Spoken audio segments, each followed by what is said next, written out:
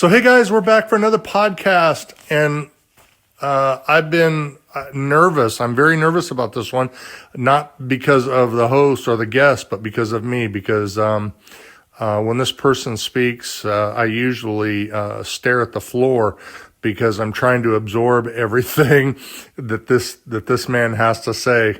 And I'm super excited to have Dr. Gary Roberts here with us. And I'm looking forward to hearing his story, and I'm looking forward to him sharing it with you as well, the listener. Of course, I want to thank the Tombstone Epitaph, Mark Boardman at the Epitaph. You can find out more about the Epitaph at www.tombstoneepitaph.com. It is Arizona's longest running newspaper. 1 year is $25, 2 years is $45, and 3 years is $60. And I always urge everybody to do the $60 for 3 years, because overall it'll save you $15 if you pay year to year. And honestly, it's a phenomenal newspaper. I love holding a newspaper, and it's Tombstone history right to your fingertips. Even though he covers all of them of Western history, it's fun to get a newspaper that originated from Tombstone and it's mailed right to your door. I urge you again to subscribe to the Tombstone Epitaph at tombstoneepitaph.com. I also want to thank and reach out and say hello to all my friends at the WWHA. The roundup this year in 2022 will be in Rapid City and in Deadwood. And oh my gosh, it's going to be so much fun. We're going to be taking trips and seeing all sorts of sites in the area, as well as history around Deadwood. And you can do that. You can go to the Rapid City if you go to the website at wildwesthistory.org. And if you want to become a member, that's what I really urge you to do, is become a member, because of the journal. The journal is 100+ pages of solid packed history. And even though some folks will say, "Oh, Mike, the membership is kind of high at $75 for a year," 2 years is, I'm going to get this wrong, 2 years is $125, or 3 years is $175. The point is it's Western history, and that journal, that book, is 100+ pages. So every year you're getting 4 books a year, along with all the other benefits on the website, and you get to connect to the historians. Because I'll be honest, if it wasn't for WWHA, most of the connections that I bring you to this on the podcast probably wouldn't have happened. And that happened because of my membership in the WWHA. So check them out. I urge you to become a member, and that is at wildwesthistory.org. So a while back, actually a very long while back, when I started the podcast, Mark Boardman was my very first guest. And there was a person looming out there that I always wanted to interview, and that was Dr. Gary L. Roberts. And I never thought that Dr. Gary would say yes, or let alone take my phone call. And through some mutual relationships, including John Bosnecker and others, I was able to connect with Dr. Roberts. And I'm not going to call him Dr. Roberts through the whole thing. I think he'll quickly tell me to stop it. That's about right, I would assume. And absolutely. And he picked up the phone. Actually, I left him a voicemail, and then he called me back, and we had some discussion and talk, and I immediately knew I wanted to talk to him again. He's a Southern gentleman through and through, and one of the nicest folks I've ever spoken to on the phone, and I think you're going to love his story. And so today's podcast is going to be with Dr. Gary L. Roberts. Now, he has an extensive bio. I'll read some of the stuff, and I'm not going to embarrass him too much, at least I hope not. And correct me if I'm wrong, sir, anywhere that I make a mistake. You are the Emeritus Professor of History at the Abraham Baldwin Agriculture College in Tifton, Georgia. You have written or wrote over 75 articles. You've had numerous essays. The book that most folks know you by is you wrote Doc Holliday, The Life and Legend. You've also written The Slow Reinerson Quarrel, Political Violence in New Mexico. You wrote about the massacre. You actually wrote the book Massacre in Sand Creek. You co-authored The Georgia Governors in an Age of Change. The Georgia Governors in an Age of Change. You collaborated on the Wyatt Earp anthology with Casey Tiefer-Tiller and Roy B. Young. And most recently, I believe it's most recently, you were given the WWHA Lifetime to Wild West History Award. Did I leave anything out? Oh, that's plenty. Well, I didn't know if you were the head cashier down at the Piggly Wiggly, or something No, like that. I involved myself in a few other things, but this is pretty much Western history that we're talking about. So, All right. I've worked with with my Sand Creek research. I've worked for about 20 years now with the National Park Service and the Cheyenne and Arapaho tribes of Oklahoma, Montana, and Wyoming. So that's been a great experience. And So you've been around. Yeah. You've been around. And folks, I think they really know you by name because of your Doc Holliday book. And I've read about you in other articles about how you got started into Western history. Can you tell us briefly about how Western history, because I believe it went all the way back to your childhood? Absolutely. In fact, I can't remember a time when I wasn't interested in the West. I grew up in the age of the Saturday afternoon Westerns, and was at a very young age. I went to them because I found them interesting, but I said, this isn't real. This is not real. There's something missing here. And I didn't know, I was just a little kid, because I think one of the reasons that was so, that I began to have this, question about the nature of history, and what history was really supposed to be like, the difference between reality and what I was seeing on the silver screen, was the result of my grandmother, my father's mother, who was fascinated with history herself. And both my parents worked, so I stayed with her a lot when I was not in school. And she would tell me stories, family stories. Now, these were mostly Southern stories, although there were sometimes she would tell stories about Indians in the Southeast and so forth. But in addition to that,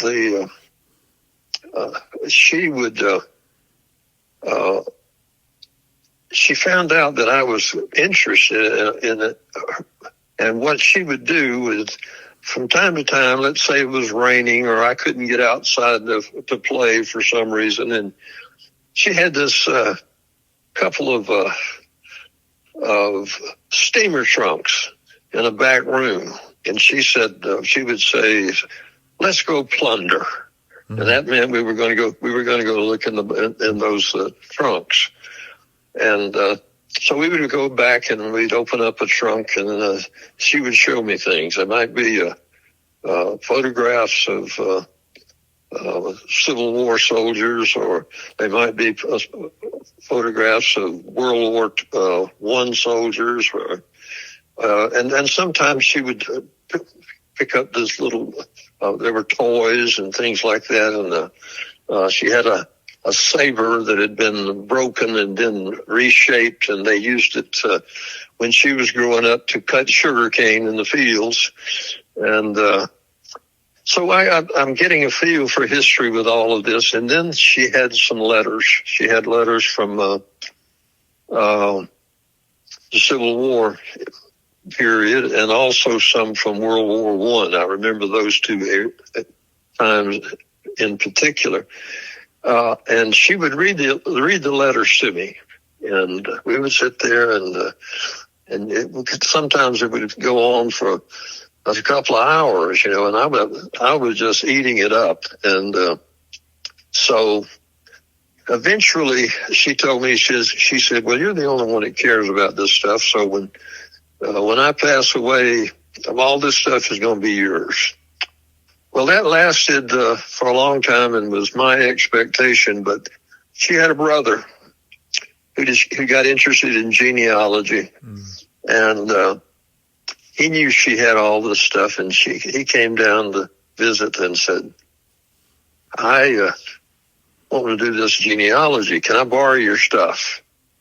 And so she loaned him the trunks, and he took it home with him. And about 3 months later, his house burned to the ground, and all my letters from Civil War battlefields and in France in World War I were destroyed, and so very little of that survived at all. But she was the one who instilled in me this appreciation for history, and gave me my first actual experience with historical documents. And they were just like all precious to me when I was still a kid. And along with that, I guess my experience with the Boy Scouts got me interested, especially the Order of the Arrow got me interested in American Indian history. And so I just was more and more concerned about as I got a little older. I said, what I've been reading, I don't want to read anymore. I want to read something more substantial.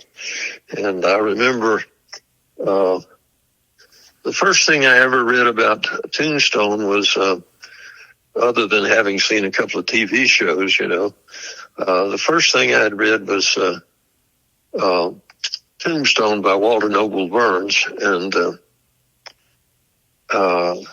then I really got an interest in Wyatt Earp as a result of that, because Burns, whatever you say about him, has a wonderful writing style, and some of his passages are just beautiful. And but I did not read Wyatt Earp, Frontier Marshal, until much later.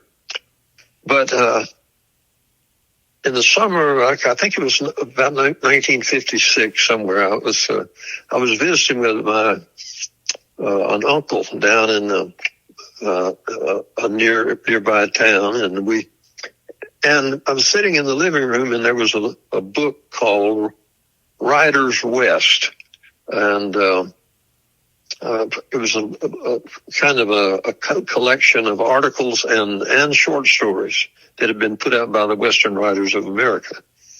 And one of the first things I noticed was an article by William McLeod Rain called Wyatt Earp, Man versus Myth.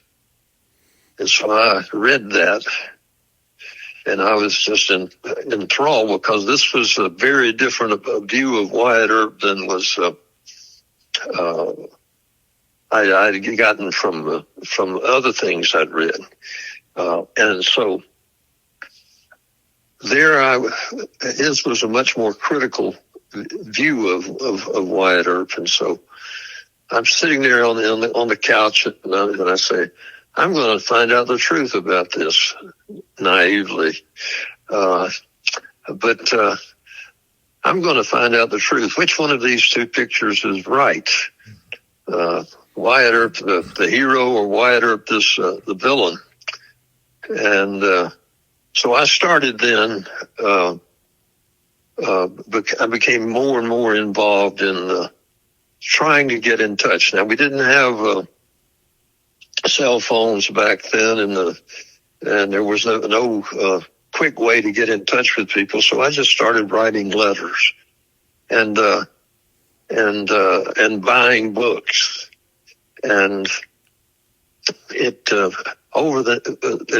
as I moved through my high school years, I was just, there weren't a lot of people, my peers who had read Tombstone or books like Eugene Cunningham's Trigonometry but I'd read all kinds of things, and I'd gotten a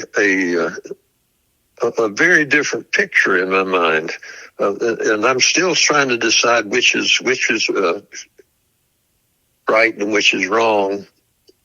But I was also trying to write too. I was and had the good fortune of having a series of about 3 English teachers who decided that I needed to be writing essays rather than taking multiple choice exams and so forth. And so basically, I started writing there.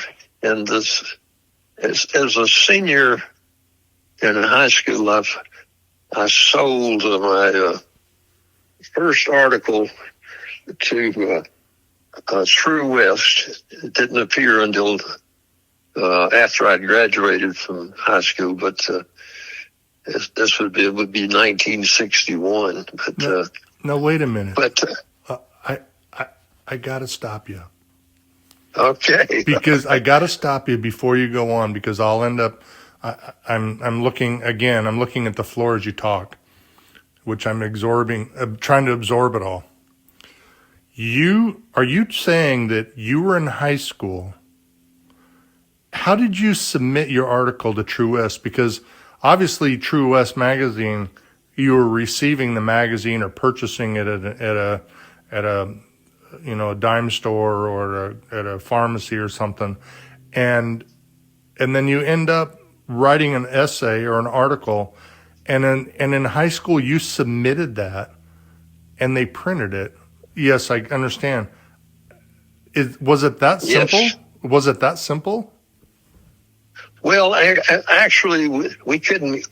True West, I had to subscribe to because they didn't sell True West east of the Mississippi back then, except in a few locations. So I started subscribing to it, and a part of the way that I got it, and this is the very important part of the way I mentioned earlier that I wanted to get in touch with people, but and to get their opinions. So I was writing everybody, and I was absolutely amazed at some of the people who that answered me. I a couple of of course wasn't able to discuss anything with Walter Noble Burns because he'd passed, but there were people and some of your listeners will probably recognize a few of these names, but I got in contact with a man named Raymond Adams, who wrote several books, but his best known probably work was Six Guns and Saddle Leather, which was a book that simply gave his opinion, basically summarized his analysis of each of a long list of books on everybody from Wyatt Earp to Billy the Kid to Jesse James and more. And so I had the good fortune to begin to correspond with him. I also began to correspond with people like Robert N. Mullen. Bob Mullen was actually in the oil business at one time, but he was very interested in Billy the Kid, and he was one of the first people that got interested in trying to reconstruct a map of Tombstone and he worked on it over the years. So I'm corresponding with anybody. If I'd read an article in True West and I liked it, I would write the author. And so so when I finally wrote my article, I had already, I had published a letter to the editor in an earlier issue of about Wyatt Earp to True West, and that led me into contact with a couple of other people. I think Bob Mullen and I began to correspond more at greater length then. And I was dealing with people like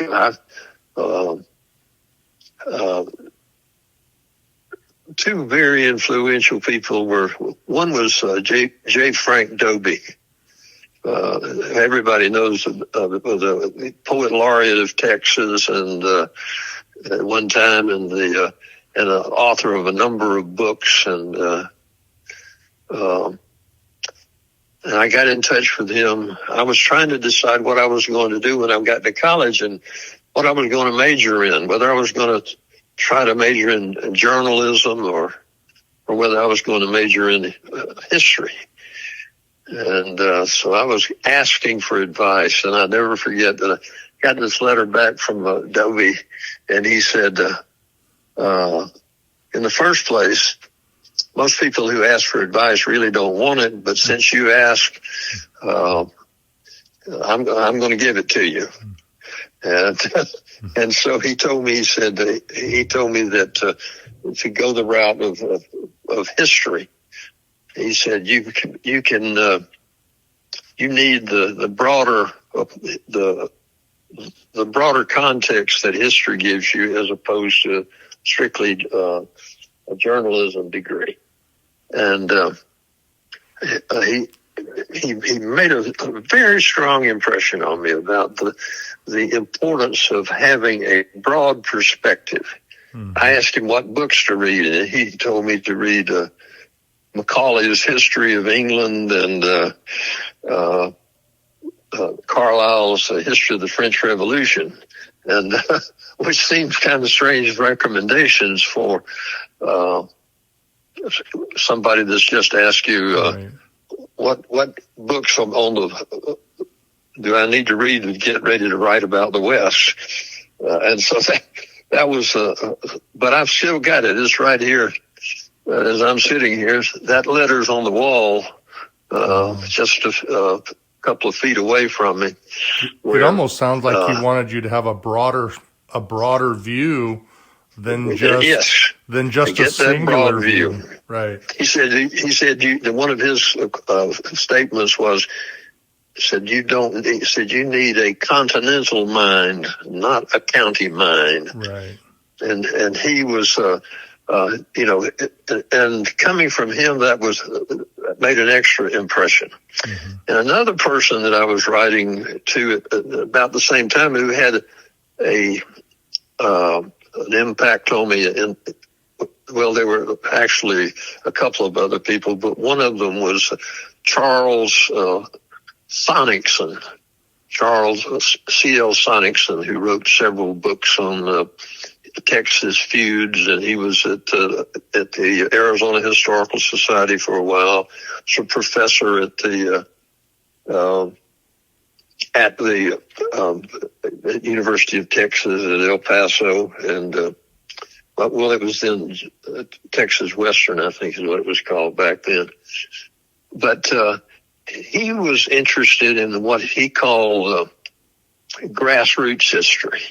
So rather than writing a big, huge, sweeping stories about, like we might normally think of as a history book, his works were always more focused on like local history, but with a difference. And he had the same kind of standards for writing that other academic historians had, So he had that. He had the philosophy. It was just the subject matter, and he warned me away from of writing off any subject matter as unworthy. If it interests you, then pursue it.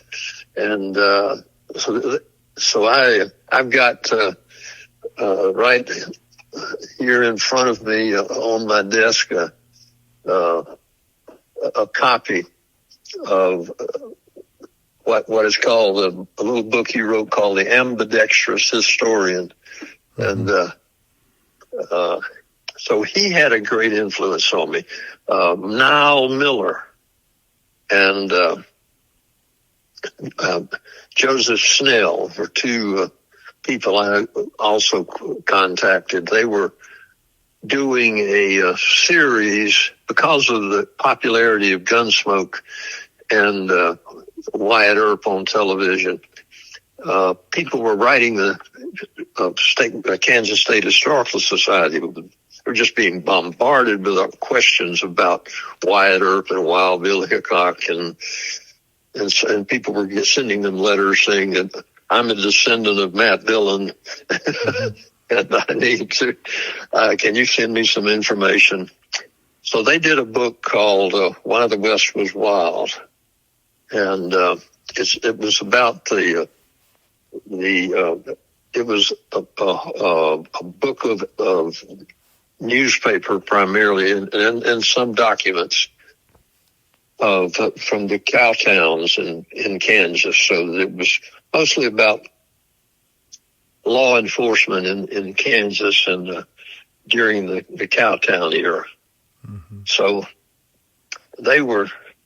so here I am after a while. I've got I'm dealing with these folks, and they were so generous. That was the thing that amazed me. I would get these letters sometimes that would be 4 and 5 pages, single space typed, and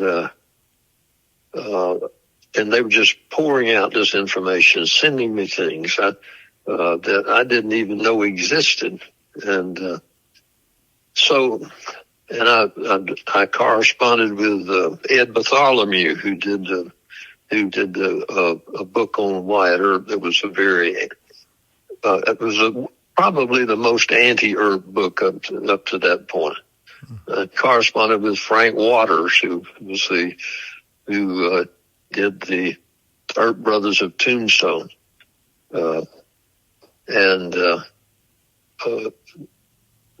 They were just, I could go on with Joe Rosa, and there were a whole group of people in England. The English Westerners Society had just a large number of people that made a big difference, and people like Cullen Rickards and Joe Rosa was, of course, the Wild Bill Hickok specialist to this day. Mm-hmm.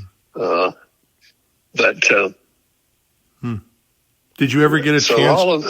All of those, that was really fed my interest. Did you ever get a chance to meet any of them? Most of them I did not. I did meet a few. I had a good fortune when I was a little older. I met Niall Miller and Joe Snell and Joe Rosa and Leland Sonicson and so, but they were, they just impressed upon me some things because I was really kind of. Let's put it this way: there were a lot of people back in those days, and some that unfortunately are still around, who considered what we call Wild West history to be not serious history. that it was, that was something and it was not anything that was dependable. And it was very easy to find out why, because there was a lot of junk that was out there on the in bookstores and so forth, where that contributed very little. And there were magazines that were basically designed to knock down all of the heroes. There was they wanted to get they wanted to like H.L. Mencken once said, throw dead cats into the temples of heroes. So by blowing up their stories. Right. And I had this thing in my mind that I wanted to write about Western history with academically credible standards, and so so that nobody would be able to look at it and say, well, this person doesn't know anything about writing history; they're just telling stories. And I wanted to be the works to be documented and annotated and all of that thing that you would expect of a serious work of history. And that's where I think why people like Sonicson and Dobie and a few and Robert N. Mullen and others who were so influential, they encouraged that. They said, yes, pursue this, and gave me advice along the way about how to do that. But so that I was like going simultaneously as I was going through college. I was taking history,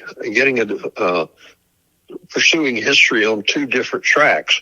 There was my academic track with all my coursework in college, and then there was this. I was using some of those ideas, but I was also actively doing research on Western subjects.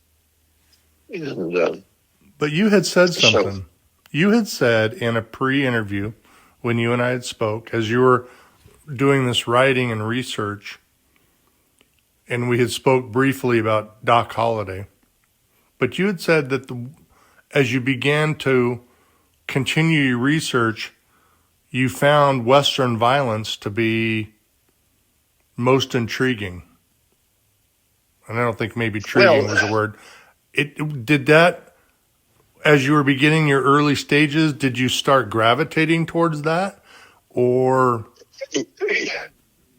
Well, I thought that, I really did begin to think, because I was reading on a fairly wide range at this point. I was reading all about the Cowtowns, and then I was reading about Tombstone, and I was doing some research on some American Indian topics, and I was and what they all seemed to have in common was this violent thread, and I wondered, and then there would be people who would say, well, the West really wasn't all that violent, and so forth, and so I did have this sense that I wanted to know that there was a book that came out and I'm sure a lot of people have read it. It's well worth the read. Is Robert Dijkstra's The Cattle Towns, and he was one that first began to challenge the notion that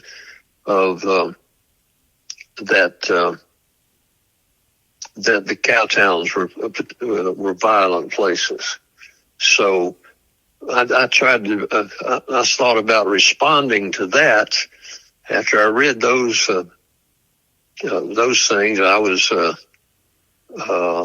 said, well, I wonder if he's right, and that's where Niall Miller and Joe Snell really helped me on that, because they knew the Kansas newspapers better than just about anybody, and so they would pass their book became kind of a Bible for me. That Why the West Was Wild, and because I could look it up, all these accounts of violent activities, and but here's where eventually, and the way all that all eventually came together was that I began to reading American history on a much broader scale. I began to notice some patterns, and I said, wait, there's just some significant things that are going on here. And by I guess it was by the late 60s, I had begun to put together my own understanding of it, and it had to do with, just like, for example, if you look at the heyday of the Wild West, you realize that from about 1865, the end of the Civil War, to the end of the century, one of the chief characteristics of American history, not Wild West history, is violence. Some have argued that it's probably the most violent period in American history. There were in 10 years after the end of the Civil War, 8 judges were murdered. There was, between 1865 and 1901, 3 American presidents were assassinated. Between 1865 and in the middle 1870s, there were something like 29 public office holders that were killed. And so that seemed to me to be, but when you add to that the fact, my question was, well, why? And one of the things I noticed is that what I was thinking about with respect to the West as being something that was especially unique and out of the ordinary, I concluded really wasn't out of the ordinary. What made the difference were the circumstances, the context. There were certain things that made it more likely for a time to be violent, and the reasons the West was violent in the 1870s and 80s was related, not identical, but related to the reasons that the South was going through Reconstruction and Jim Crow and all of that.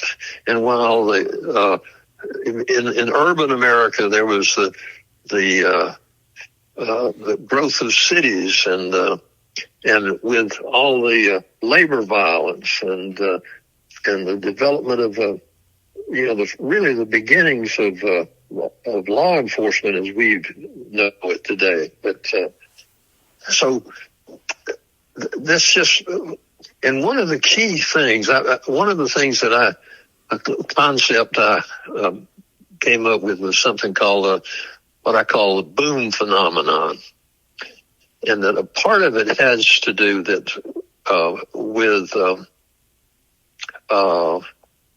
the growth of that rapid growth that was coming along at this particular point. Like, for example, Tifton, Georgia, where I live, was founded in 1872 when the railroad came through, which is also, by the way, the same year that Dodge City, Kansas was founded. So you've got Dodge City in Tifton, Georgia. Very different parts of the country, but with similar experiences, because both of them go through a time after they were boom towns, basically. One was for buffalo hides and cattle. The other was lumber and naval stores. So that it was a different resource, but it was the exploitation of resources that created the cow towns, the mining camps in the West, and all of these places that we usually associate with the violence of the time. And it all has to do, and this, I think, is one of the things that really fascinates me, and it makes it so important to get the broad view, that context. One of the elements involved in this is the importance of community. When people started going west, the Civil War helped to disrupt community in many ways too. But afterwards, when you have people, this migration that takes place westward, and it starts, and you could really go way back on this to see what I'm talking about. But as people went west, they left behind all of the things that normally stabilized and a community. There is a loss of community here. They leave behind churches. They leave behind organized government. They leave behind family connections. They leave behind all of these things, and they're thrown into new environments with new groups of people and new that not necessarily the same, and there's just, and plus there's the initially the absence of effective law enforcement, and you build this around the idea of, and you can see where this violence is coming from. That's a critical element. But I think that it's just a part of it's just a part of the modernization. The railroad probably had more to do with it than anything, in industrialization and alienation, and the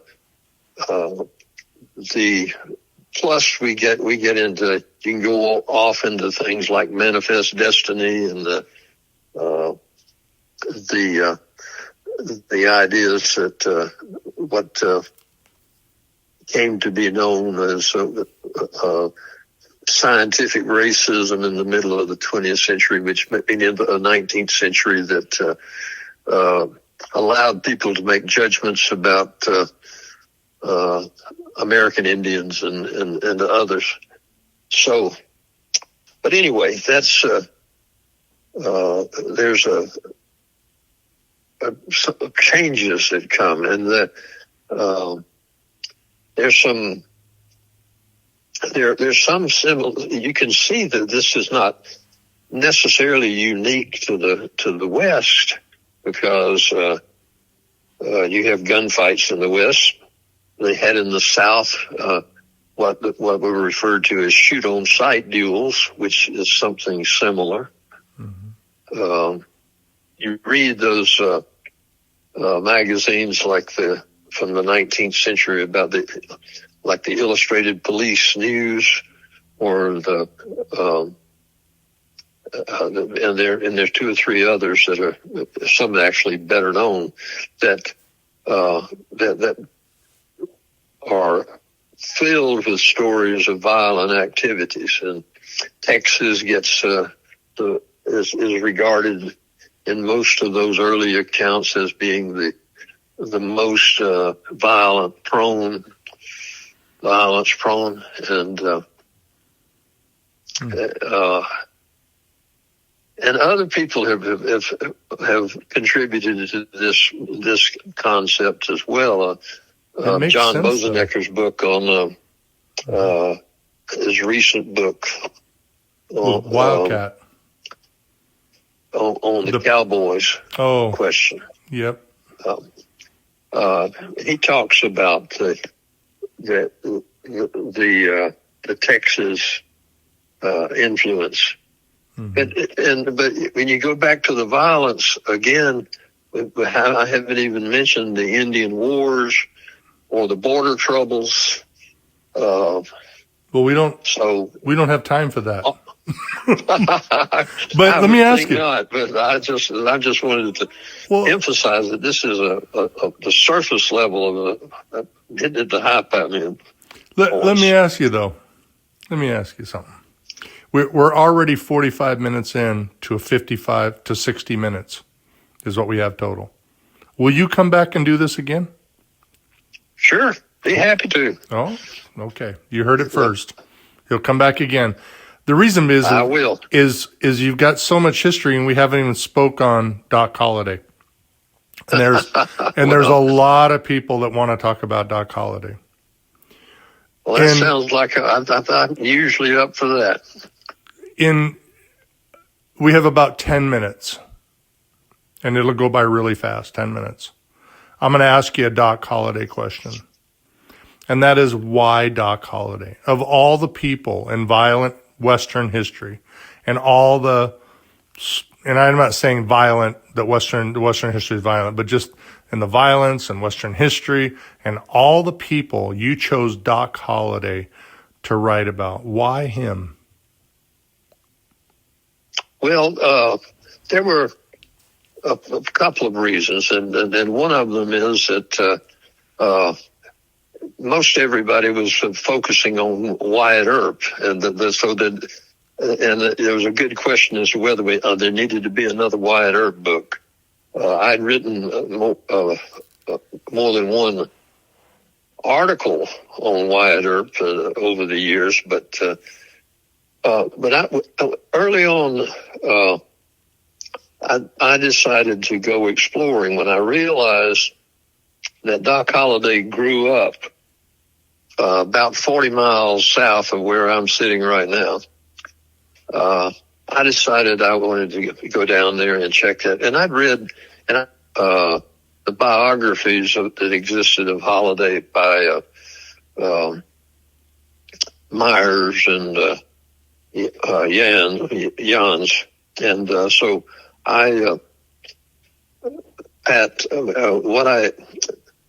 and they mentioned a couple of sisters who lived in Valdosta, who were cousins of Doc's, who were Doc's mother was a Mackey, and there were two Mackey sisters that was there, and one of them they had helped.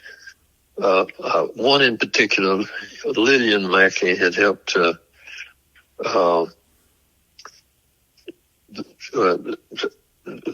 them and do their biographies. So I decided to go down there and just kick around and see what I could find. Now, at this point, I was still awfully young and naive. I didn't even take a notebook or a recorder or anything. I just went down to talk to these people. And I got to speak to Alva Mackey, who was the other sister there. And Miss Alva was a intimidating Southern lady, one of those strong-willed Southern matriarch types, and she intimidated the heck out of me. Because she was upset with the way people had treated Doc, and bad things they'd said about Doc that weren't true, and so forth. But we talked at length, and I also talked with a newspaper man who lived in Valdosta for many years, and he had known other members of the the Mackey family and the Holiday family. Doc's father was the first mayor of Valdosta, and so we got going through all of this, and this newspaper man also was a person that introduced me to the name of a man named Zan. Zan is basically a nickname. His name was Zan Griffith, is what he was called, and Zan Griffith worked for Doc's father, especially after Doc after he got a little older. He had trouble like traveling. For example, Zan Griffin went with with Henry Holiday to New Orleans for a gathering of the Mexican War veterans in the later on in the 1880s. And some people believe that he and Doc had a little reconciliation there. I'm not convinced of that, but it's a possibility. But they did apparently he did meet Doc, and he was a very distinguished gentleman there for a long time in Valdosta, and he lived in one of the local hotels down there, and but the hotel caught fire, and a number of things were destroyed, including a saddle that Doc supposedly gave to Zan Griffith, and some letters and other things. This idea that Doc had a little correspondence is really not true. He was in contact with a number of people, but we just haven't found them. We know that they corresponded with them, but anyway. But that's how I got into Doc. Then I eventually met another member of the Mackey family, Susan Mackey Thomas, who did a book called In Search of the Holidays.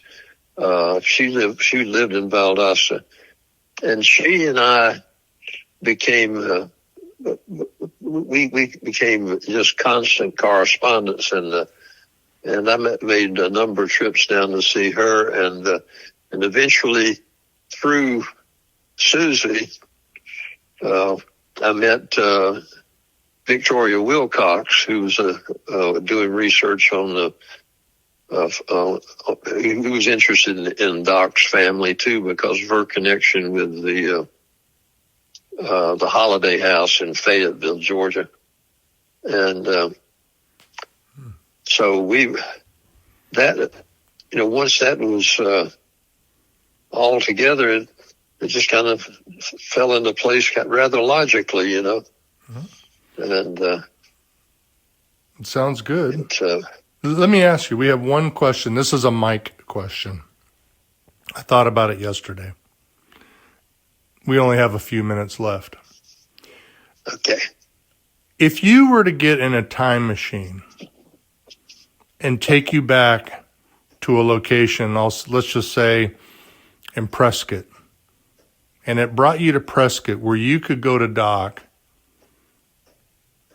and ask a question. Have you ever thought about what you could ask Doc if you were ever to meet him?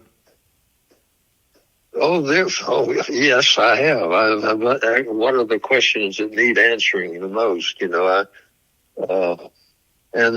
there would be a lot of them, because first of all, because there's so much that's been written that's wrong, and secondly, because of the lack of personal documentation. He was not one of those people who was able to live long enough that somebody would have him at hand to write a book about, the way that, say, Wyatt Earp had Stuart Lake. Mm-hmm. But so I would want to know. I'd want to know some stuff about his early life. I find his early life interesting. The nature of the relationships, the family connections, all of these things are interesting because they even affect how contemporary family members view Doc as compared to other members of the family.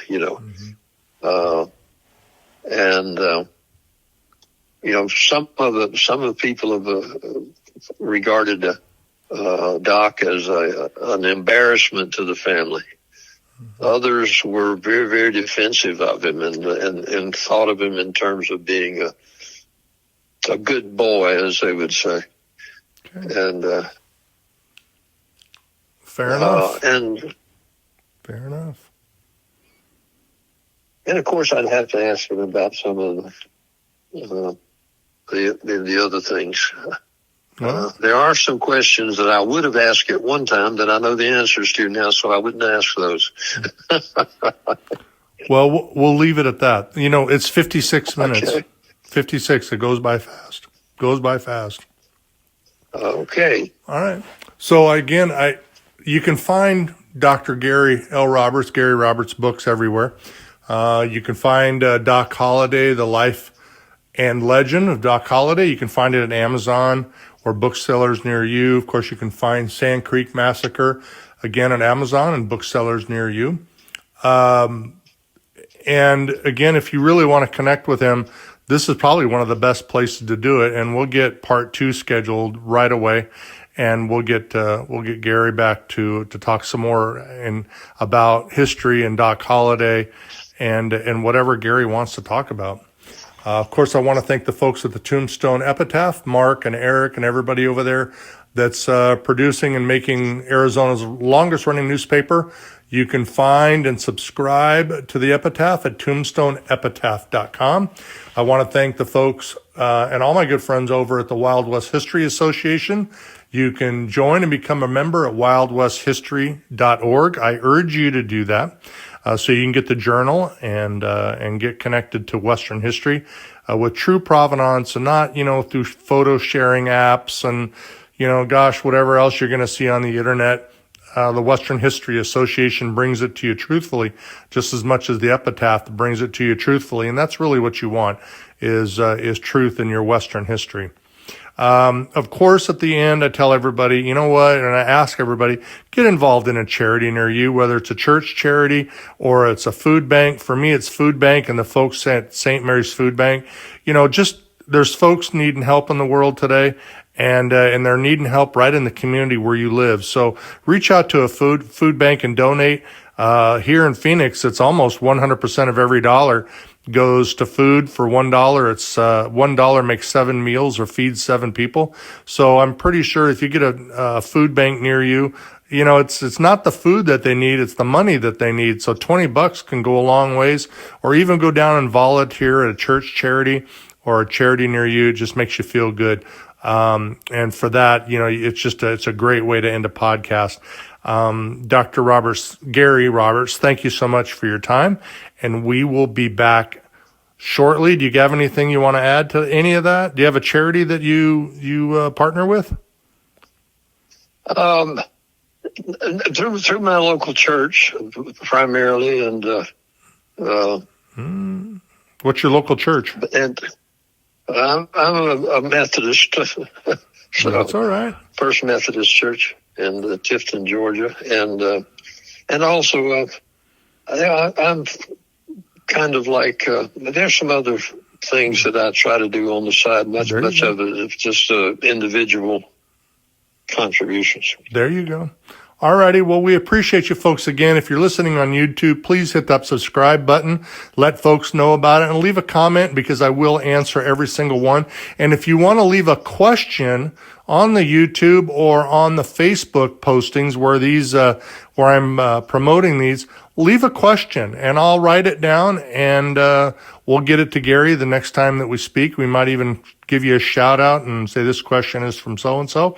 Again, we appreciate you a bunch. Safe travels.